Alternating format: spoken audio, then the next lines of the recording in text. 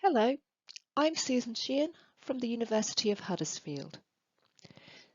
This talk is a brief introduction to a project conducted in Viet Nam which explored classroom-based assessment practices, teachers' attitudes towards assessment, and the focus of this talk in particular, the influence of standards on assessment practices.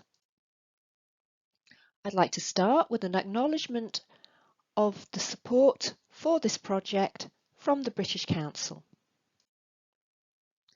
The project is a joint enterprise between the University of Huddersfield and University of Languages and International Studies in Hanoi. So there's a team of researchers in Viet Nam and a team based in Huddersfield. The overall aim of the project is to investigate the provision of English language assessment and testing with the ambition of promoting fairness and inclusivity. The overall project aims to understand teachers' attitudes towards assessment, their assessment practices, and we want to understand both what is happening in the classroom and the thinking which informed those assessment practices. The project has adopted a social constructivist model of learning and meaning making as we want to understand what is happening in the classroom and perhaps more importantly, why it is happening. There are three main data collection methods in the project: Questionnaire, which is the focus of this talk, classroom observation and follow-up interviews, and focus group discussions. The classroom observations were based on a methodology used in Sheehan and Munro in 2017 and 2019, which involved an observation schedule listing a number of different assessment activities, and the observers would make note of how many of those activities were used and how often they were used. Then, as soon as schedules would allow, the observer and the teacher would meet up, and the teacher would talk about their thinking behind the assessment activities in the classroom, in the planning, and how the information from those assessment activities were used to inform teaching in that lesson and in subsequent lessons.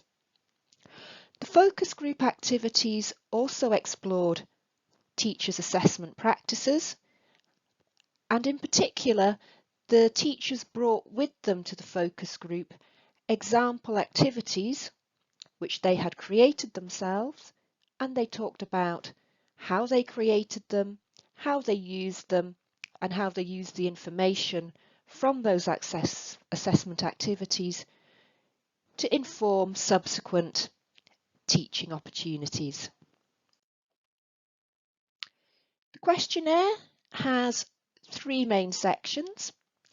It was delivered online in early 2022, and if you were a participant in this online survey, I'd like to take this opportunity to thank you.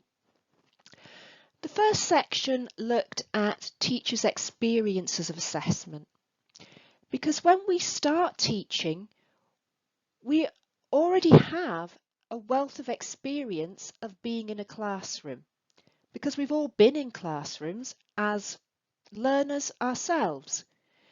So we wanted to explore the teachers' experiences of assessment, and we wanted to look at the influence of national curriculum on their classroom learning experiences. And some research suggests that these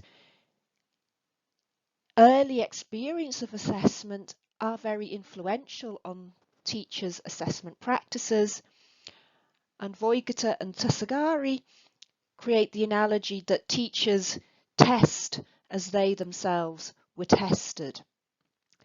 The second section looks at teacher training experiences and how issues relating to assessment were covered in initial teacher training.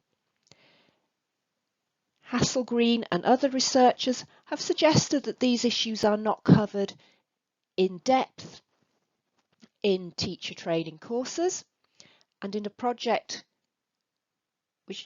by Berry, Sheehan and Munro, we found that the teachers acknowledged that they had not received much training on assessment in their initial teacher education, but they felt that was the right balance because they felt teacher education should focus on teaching rather than giving too much time to assessment.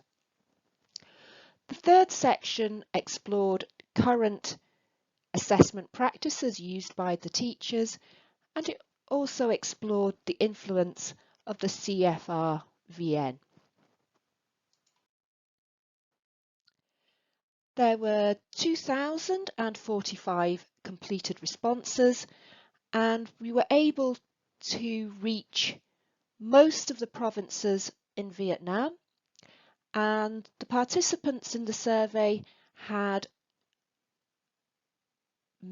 varied levels of teaching experiences, going from 1 year to more than 25 years.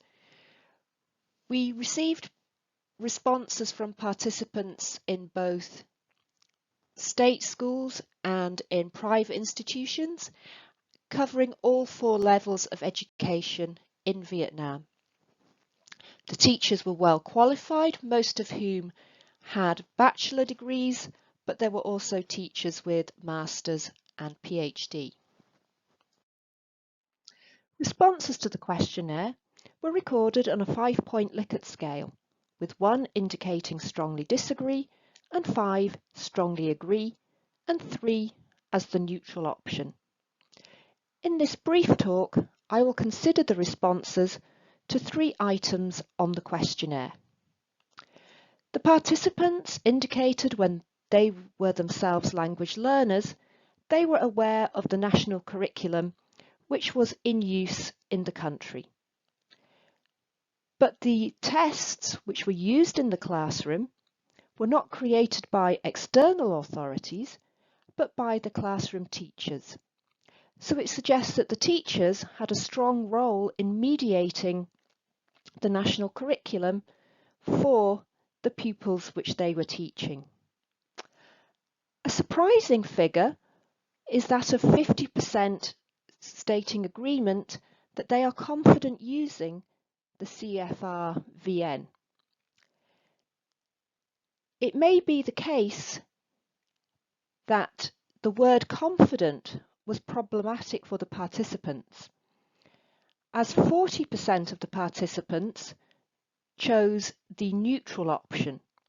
So it may be the case that they are aware of it or that they use it, but perhaps they're not yet at a point where they can say they feel confident when using it.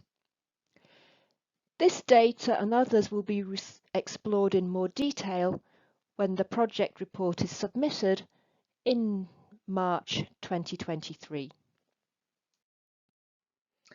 I will conclude this talk by discussing the online training materials which will be launched in 2023.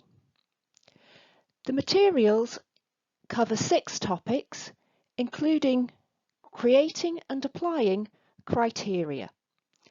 This was in response to the participants' request to have a better understanding of standards and how to apply them to classroom-based assessment. Thank you for watching this talk. Bye-bye.